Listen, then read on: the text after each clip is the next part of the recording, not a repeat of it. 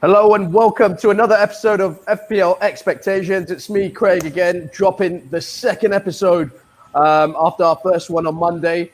With me in the studio, I've got James, Thoo, and Saufi, better known as Philosophy. Welcome, guys. Welcome to FPL Expectations. Good to have you on the show finally. Thank you, Craig. What's up, man? All right. First of all, I'd like to thank everyone for viewing our first episode. We had a great response from you, great response on Twitter, great response on YouTube. Every time you want to leave a comment, please feel free to do so. We'll discuss any topic that you'd like us to do, especially with the season just 2 weeks away. But right now, we're going to go straight into it, and we're going to talk about team strategy and team setup. And we've got the boys in here to kind of show us the ropes and talk us through their ideal team setup in terms of, would you like premium defenders, 2 or 3 premium midfielders, or would you go strong up front? And we're going to start with you, James. I mean, you've been playing this a long time. You had a great finish last season. Just talk us through, after seeing the prices this season, especially with the players. You know, we've talked a lot about, in the first episode, about strikers moving into the midfield positions and vice versa as well.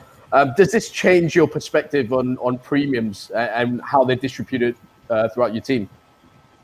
I think this season it's the most interesting pricing I've seen. I don't think I've been playing for that long. I've not been playing as long as you, but maybe 6 or 7 years. This is definitely the most interesting pricing I think I've seen. So I think you're going to get much more varied team structures this year, definitely. For me, right now, I've got a lot more money in defense than I thought I would. Just because I think I see a lot of people that are captaining Salah week 1, but I'm planning to go without Salah at all.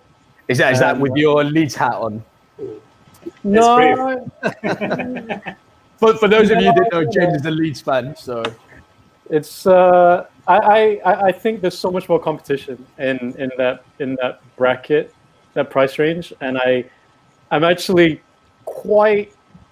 I'm leaning towards triple Liverpool defense because I feel like you can cover those points in a manner. So my structure is all fucked up at the moment, to be pretty honest with you. But Van Dijk, Trent Alexander-Arnold, and Robertson. It's tough. I think it's the first time that I've been trying to put together a draft and thought that there's so many players that I want, and actually I think it's helped that there's some blanks the first week as well with United and City. I don't have to worry about them. But yeah, it's a weird structure right now. It's a lot of money in defense for me, and I'll actually only have one premium midfielder, which is Aubameyang, which I think Aubameyang is. I don't like to use the word essential, but I think he's pretty strong pick. Okay, Saufi, we come over to you. I mean, James mentioned Aubameyang, mentioned Trent, mentioned Robertson. I mean, that's as premium as you're going to get in this game right now. How many of those are you looking to have in your team? Yeah, I think first of all, as James mentioned just now, I think the mechanism of how they're pricing the player for this season is particularly try to get us to have options. So we are put into a position where we have to make a choice, let's say between Aubameyang and also Salah, between KDB and Sterling. So it will be good for the game, more option, probably less template, I might say. And also, if I may add to what James mentioned just now, by not having Salah, of course, it's a very risky move, I think, because he might jump into, he might get a haul any game. He's capable of that. And but then our friend Surya did an article, I think yesterday, a very good article, I think amazing article regarding how you can actually get a balanced squad, more balanced squad, and also all of the 3 main defender from Liverpool is actually being priced very good, good value for money.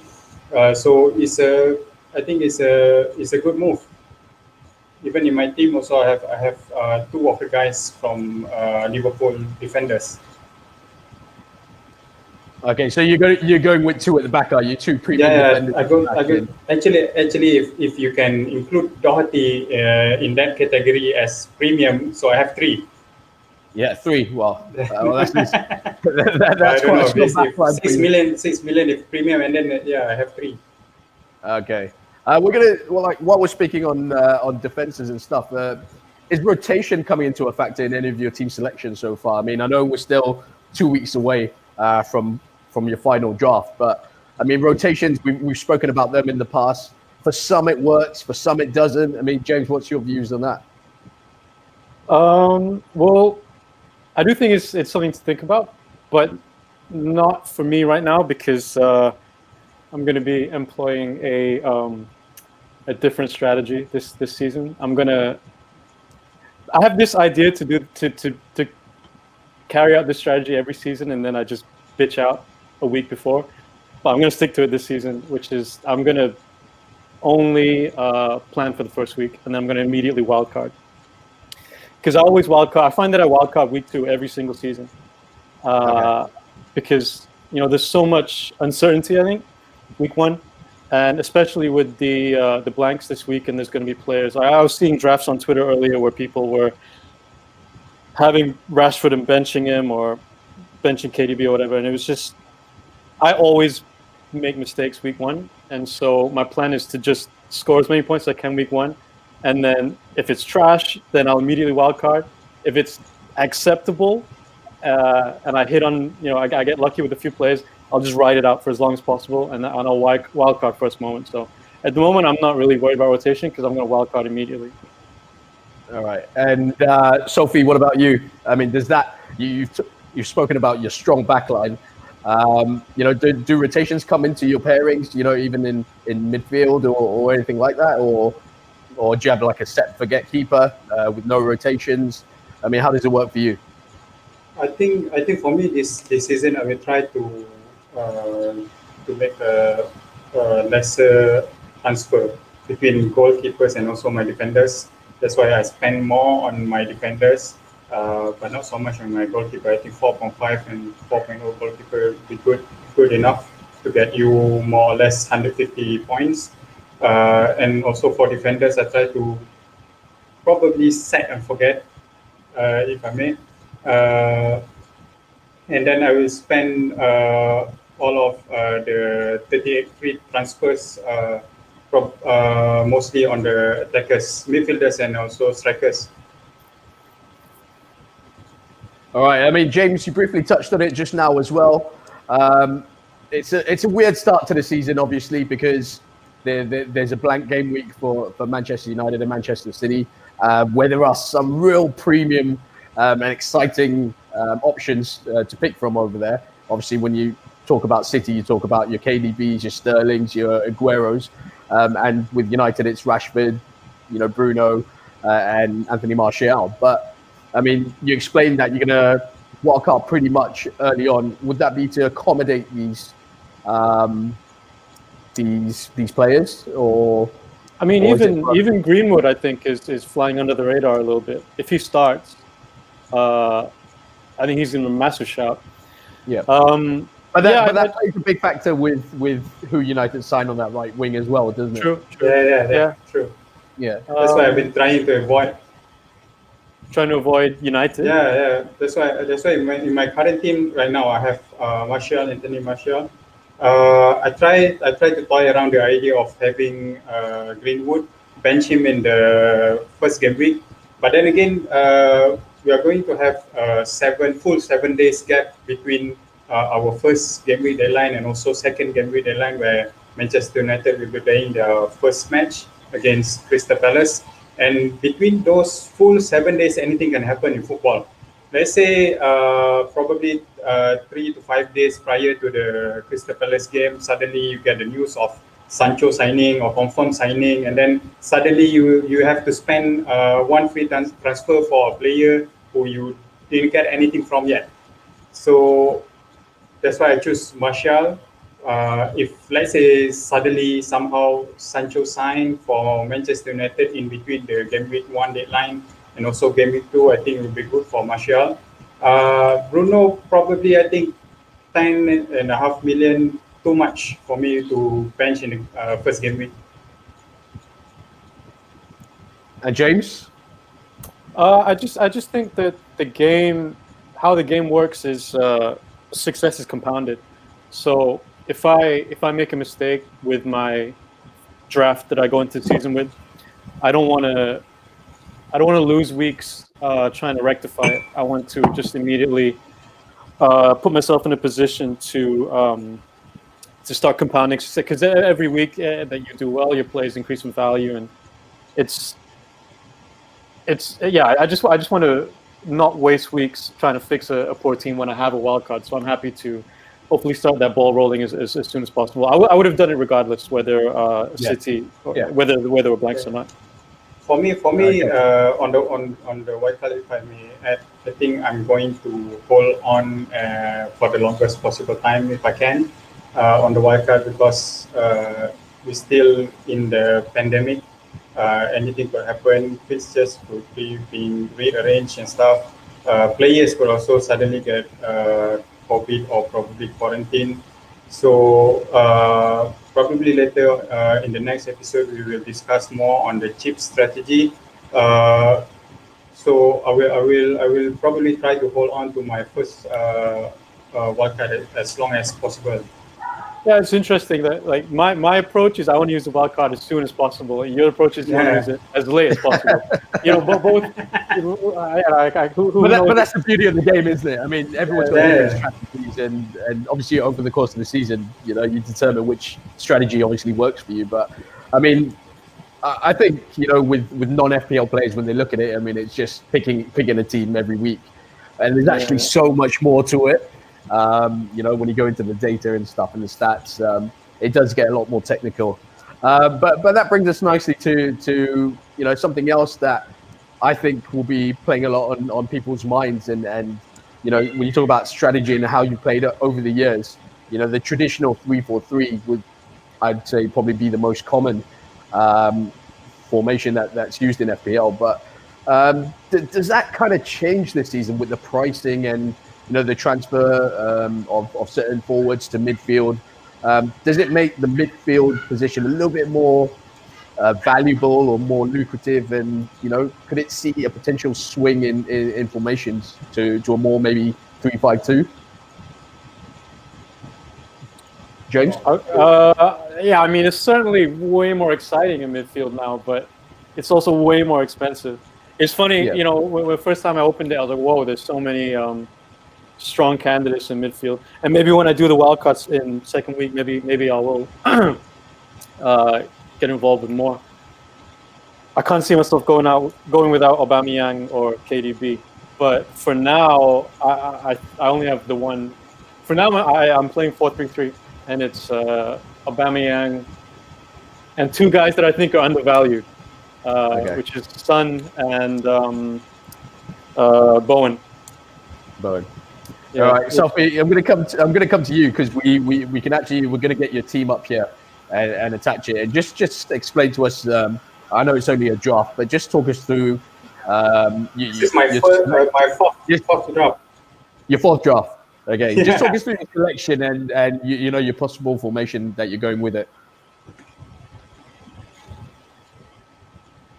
Okay, so for goalkeepers is just between Ryan and McCarthy. I think I go for Ryan because of the save percentage, and also I think he probably have more bonus potential due to the less threatening attacking in Brighton, I think, and I don't know whether they can improve for this season.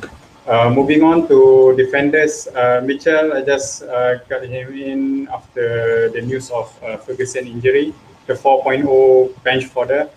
And then, as I mentioned just now, Robertson, PAA, straight into my team, 7.0, 7.5. Nothing to think of, just get it in my team. Next is between Walker Peters and so who's another guy, Brighton. I think Lamptey.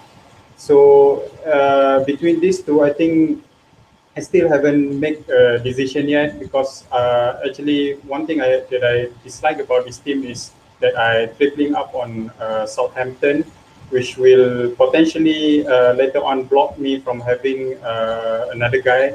So I have to spend two free transfers or probably take a hit, which I try to limit for this season. So if let's say someone like Che Adams Haaland. suddenly, yeah, Sorry, that's one. I'm just looking at your team. You know that Leeds were promoted, right? Deal. I think we go go deep into that later on. Okay, now. I have so many questions on Leeds actually. I like them as a team, and they are probably the one that I will watch a lot this season. I think. All right, save it. Just continue, dude. We're going to come on to that a little bit later on in the show, but we'll stick to this team for now and just okay. So on my midfield, Aubameyang, Salah, probably Aubameyang will. I will change to either Sterling or KDB in game week 3, probably my plan for now. And then Saint Maximin is good, playing forward, playing as a support striker. Armstrong, there's been a lot talk about him playing on the right, but probably as an inside winger, not so much hugging the touchline. Suchek, very value for money. Probably get 90 minutes most of the match. He will get. I will play him on the first game week in replacement for Martial, and then afterwards he will get as my probably first or second bench, and then Davies. I don't know, probably the most selected 4.5 forward as of now. And then Martial, I bench him on game week 1, straight into my team on game week 2, playing 4-4-2. And also Ings, I like the guy. He's a very good striker in my opinion. So I mean, you got your 5 in midfield there. You know, Davis. You're not probably going to expect much from him. So you're going to go with 5 in midfield then? For game week 1, just for game week 1, and then Suchek will be bench starting from game week for Martial. All right. And we've got. I mean, the next thing we're going to talk about. We're going to keep your team on screen while we talk about it. Is obviously the form players in preseason so far. You've got Keenan Davis there at 4.5, but has Ruben Brewster not tempted you to maybe go and select him at 4.5? Pardon? Sorry.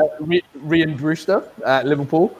He's okay. got three goals in 2 games so far. He's 4.5 as well. And you've got Keenan Davis there, who, I mean, we don't expect much from Keenan Davis or Aston Villa, to be honest with you. I think probably I'm going to wait for the more concrete news on Brewster, whether he will get a loan deal to, I don't know, probably Leeds. Maybe. No need the loan. Thank you. He's an upgrade. He's an upgrade. What's the name of that guy? Bamford. Is it? I think he's an upgrade. How dare you? How dare you? I don't know. As of now, I just put in David as 4.5. Probably will change later, depending on the more concrete news on Brewster. Yeah, I like the guy. He's young, very athletic, and then I'm going to wait for the news if anything gets into the line. Yeah, I think with the 3 goals in 2 games, obviously Ryan Brewster is raising a few eyebrows. I think within the Twitter community, on the FPL community as well. There's been a lot of talk about him. So was that James? Does he have cornrows? Does he have cornrows? I don't pick players with cornrows. No, he doesn't. He's got a shaved head. With a very short hair. Yeah, he's got a shaved head like mine. But yeah, I mean, Brewster's obviously been getting a lot of attention with his goal scoring form. 3 goals in 2 games, but Naby Keita as well, 5.5. He's got a goal in preseason so far. Played 90 minutes against Leipzig. Salzburg. Yeah, I mean, at 5.5, is he someone that you're going to trust? I've actually been having a discussion on Twitter with a few people about this, and I still think he's too much of a rotation risk at 5.5 to really feature in your team or consider bench fodder. The problem with him, he's awesome, but the problem with him is it's a Liverpool slot. Yeah, and it's I think it's too risky to have a risk for a Liverpool slot when I think that's a problem with him. Yeah, and Saufi, you share the same views, yeah? Yeah. He's going to block you from getting another Liverpool player, and plus I don't think he's going to play every game. Yeah. And Eddie Nikita as well got in the goal scoring sheet the other night. Saka got an assist. Nikita at 6 million though. I mean, it's a bit expensive for someone who obviously, James, you saw or didn't see a lot of at Leeds when he was at loan to you. But he came back to the Premier League with Arsenal, started firing, played fairly well to be fair. But 6 million, a bit too pricey for you guys to consider. No, I don't think so. 6 is too much for a rotation-prone player, I think. Touched by Bielsa, but yeah, I don't. It's going to wear off soon, dude. And looking at West Ham, obviously spent a lot of money on Sebastian Haller last season. I think it was around £40 million mark or 30, but didn't really have much of a return throughout the FPL season. And but he's seems to find his scoring boots in pre-season. Got a hat trick the other night. Someone to consider at 6.5, or don't look too much into it. I'll probably reserve some consideration on him because, in my opinion, he's a very good centre forward. But then we still don't know how West Ham will set up for this season. They have another guy who they loaned to West Brom, I think, last season in Championship, Diangana. He's a very good. He's a very good young player. Performed very well at the end of last season for West Brom. I don't know whether Antonio will play as a support striker or playing out wide on the left. Whether he will get rotated in between him and Diangana. So it's a wait and see for me. Sticking with West Ham, Jarrett Bowen, you touched on just now, James. I mean, he's been electrifying as well. He was really good in the post-lockdown, and it looks like he's continuing his form. He's someone that's caught your eye, hasn't he? Yeah, he's in my team. I like his industry. I like the fixture that West Ham have on week 1, and I think he's good. I thought he was good last season. Yeah, and I think with a full, well, not full, but with more time with the team, I expect him to kick on this season. Do you think Felipe Anderson will challenge him on that position, James? I just need him to make 1 week, dude. Souček as well has caught the eye. 5 million, quite tasty with that pricing. Scored a few goals post-lockdown as well. West Ham went out, made his signing permanent. 5 million. He's been in a few drafts that I've seen floating about. You're attracted by that, aren't you? It's the new Fellaini, man. Souček, no one for Souček. Yeah, I have him in my current team. This probably will be my bench fodder. First sub probably. Yeah. Okay. Not too expensive for bench fodder. 5 million probably a little bit expensive for bench fodder, but then I don't like any other option on at 4.5 midfielder. I try to look at some of the guys, Bissouma, Stephen, and I don't have any interest on them. So as for now, I will keep on keeping in my team. I think. All right. Plus my current team have 0.5 million in the bank. So I still don't know how to spend that, or whether so it gives you a bit of flexibility, gives you a bit of flexibility when it comes to transfers, and after a couple of weeks, the price changes and yeah. All right, we're going to move on to transfers coming into the Premier League or within the Premier League. Now, this is something that with the season, with the lockdown and everything, could shift a few people and cause a few last minute transfers to be made. I mean, we saw Doherty. I think he's on the verge. I don't think it's been confirmed yet, but a lot of sources are more or less confirming Doherty to 60 Spurs. million, man. Come on. Yeah, but there's, I mean, how much Doherty? I know he's 28, but then he's 12 million initially. His prime. Yeah, 12 million plus add-on come to 16. Yeah. It's a very odd transfer, I think. Yeah, it's an odd transfer, definitely. But from an FPL perspective, does this change anything?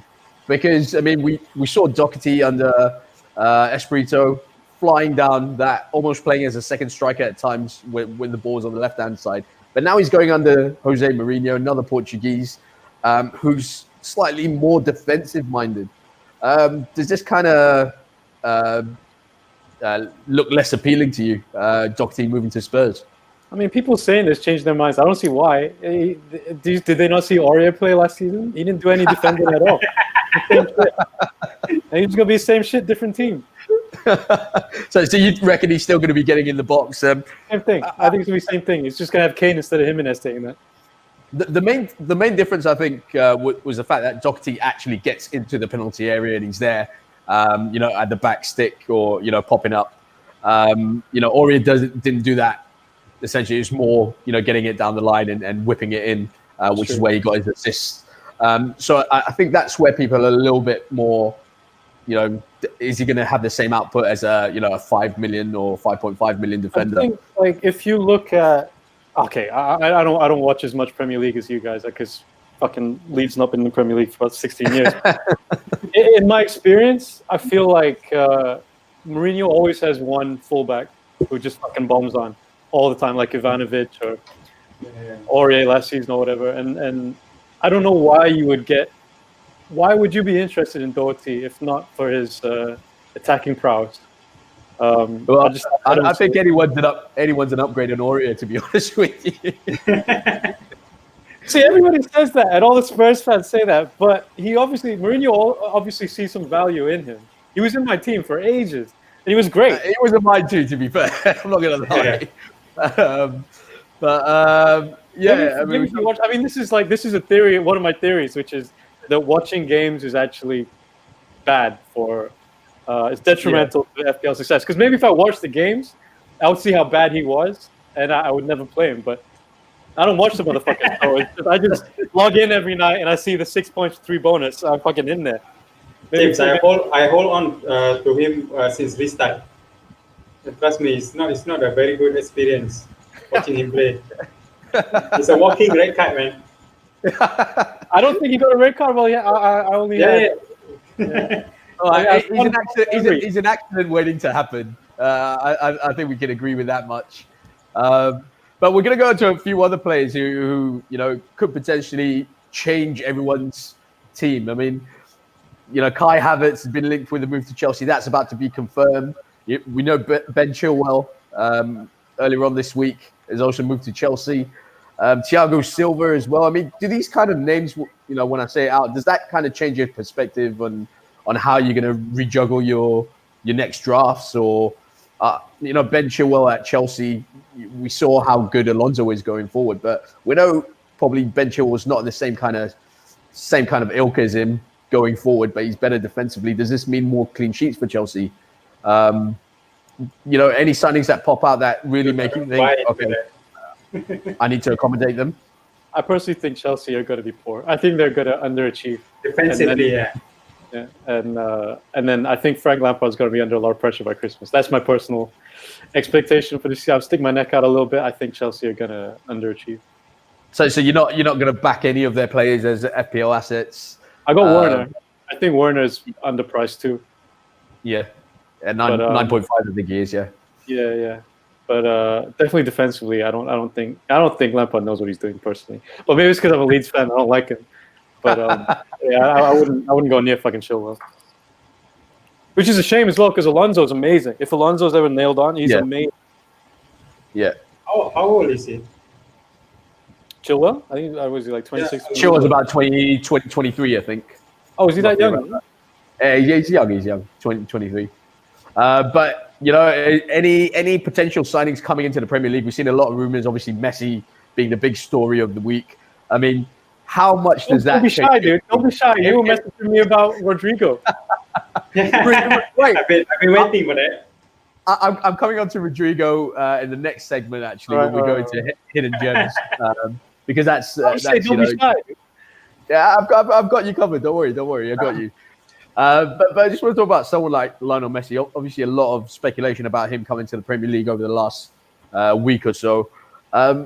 If that actually happens, if this transfer actually happens and he ends up, with Man City, Chelsea, Man United, how does this impact your team? I mean, is it that's surely in the essential bracket, isn't it? Anyone take that? I think personally, I think it's not going to be good for FPL. Everybody will have him in their team. It's making almost all the team template,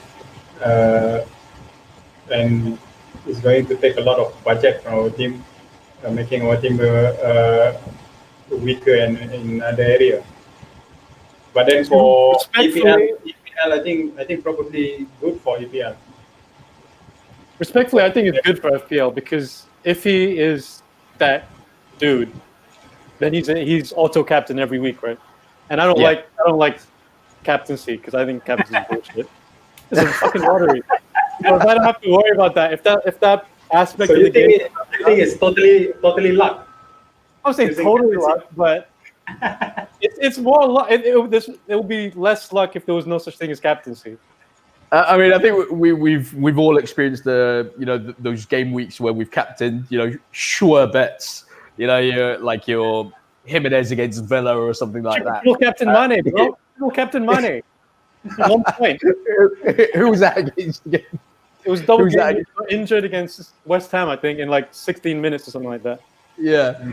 I mean, there is obviously an element of luck involved in captaincy, but I mean, all of us FPL players have experienced, that captain that, is a sure bet that actually doesn't end up scoring you points.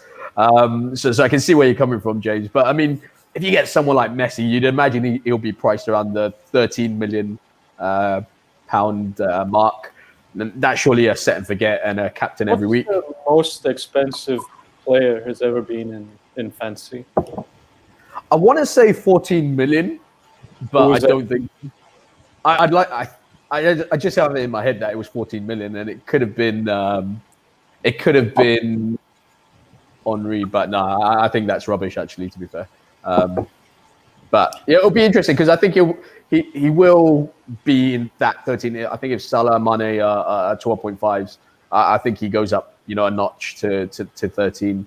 Not overpriced, but it definitely impacts your overall squad in terms of budgeting. For me, like the last, because I don't even watch that much Premier League. Yeah, I'm definitely not watching fucking La Liga. So the last time that I signed immediately, like a massive name that came to the Premier League, was Falcao, and that shit scarred deep. So I'll wait. Yeah. If he's that dude, then he'll come in. But I'm not gonna. I mean, to be fair, he had Louis van Gaal as his manager, and Messi will have Pep. So a little bit of a difference there. Do you think he's coming? I think this is a power play. I think it's a power play. You both don't think he's coming? Yeah, no. I don't think so. The only team that probably can get to him is Man City.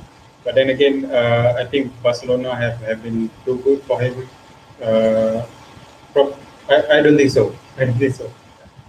Yeah, I think they'll move heaven and earth to keep him, and if that means obviously the president resigning, I think that's what they'll do. So I don't expect to see Messi in, and so I'm not accommodating any funds to have him there.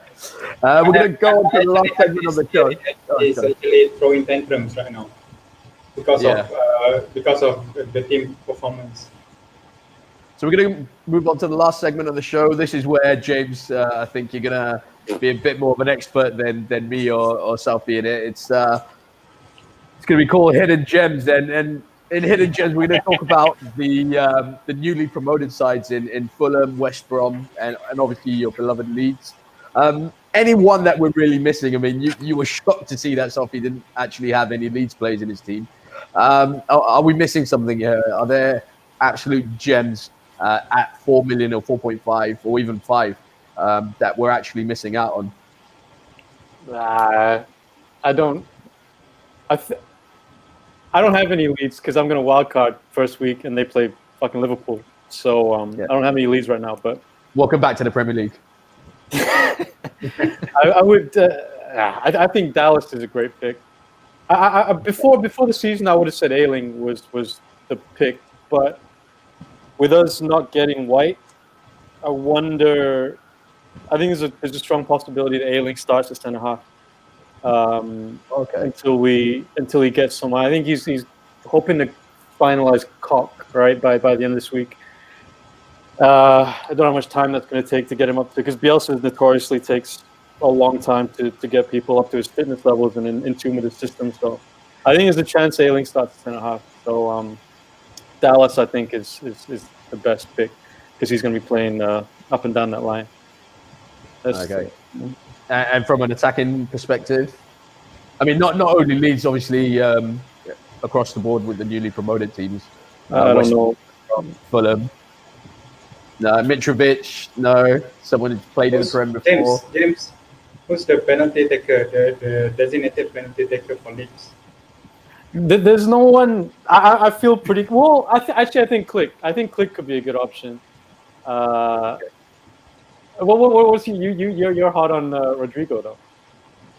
I mean, I've seen Rodrigo play for the national team. Obviously, I mean, I don't watch a ton of La Liga, but I think he's exciting. He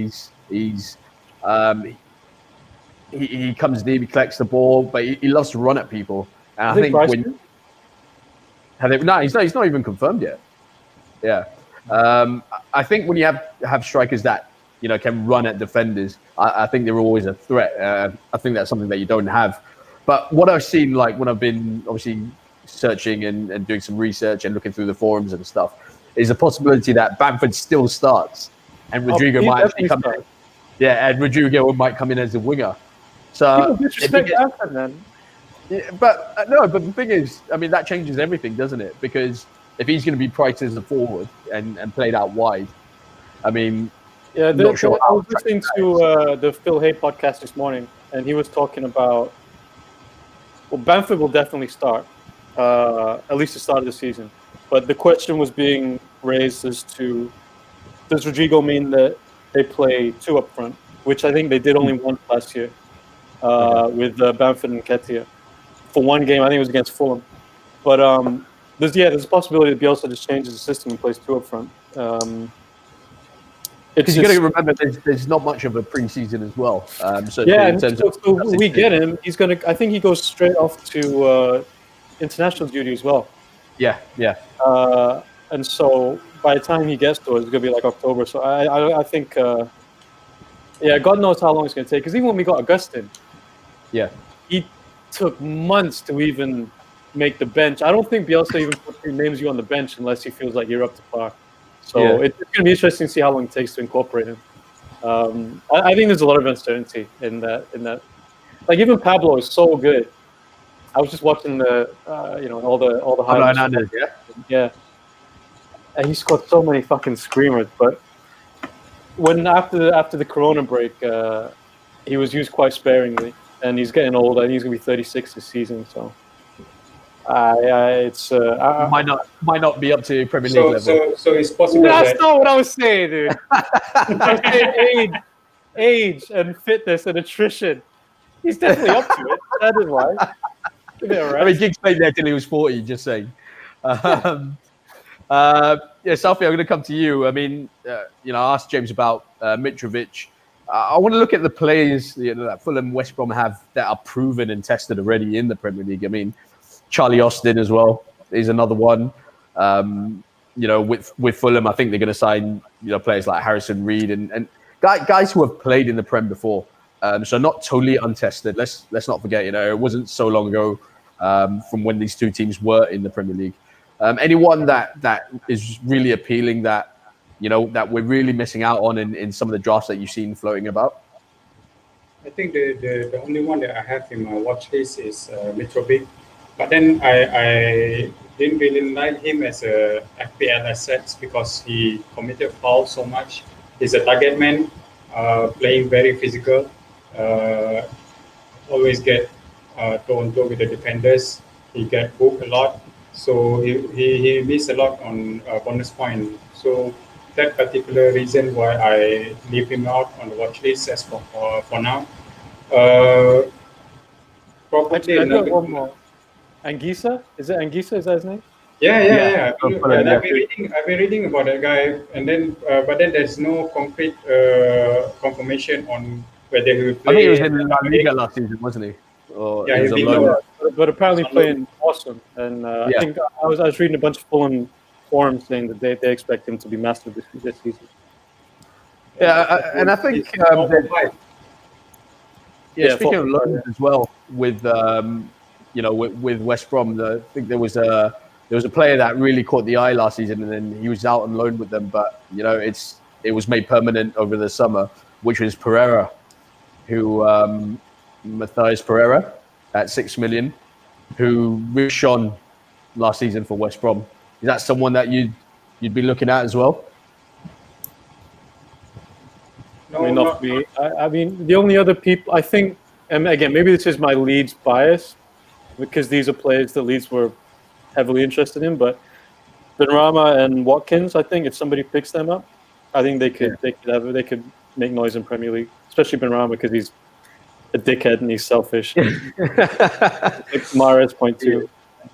Yeah, I've heard a lot about him, but I haven't seen too much. But I saw some of Matthias Pereira, priced a little bit too much for my liking at 6 million, but he definitely looks like someone who would be exciting in the Premier League and with his goals and assists. Yeah, Sophie, I can see you like just scrolling through your team there, making some last minute transfers in there. No. I just looked through all the guys in my watch list. It's been a very long list, and I have a lot of Leeds guy actually in here. Barry Douglas, Alionski. I don't know. For me, most of them is wait and see for me. Wait and see for you? Yeah. All right, guys. Big thank you. Thanks for coming on for our second episode here at FPL Expectations. It's been great having you on. Our second video. So it's good to have both of you on. We've had all four of our pundits who we hope to use throughout the season on here. If you're new to FPL Expectations, don't forget, do subscribe, do give us a like. And if there's anything that you'd like us to talk on for the next episode, don't be afraid to comment down below and we'll get back to you and hopefully we'll put it into our rundown for the next episode. But many thanks. Thank you so much for the first episode support. We really do appreciate it here. Until the next time, won't be too long. See you later.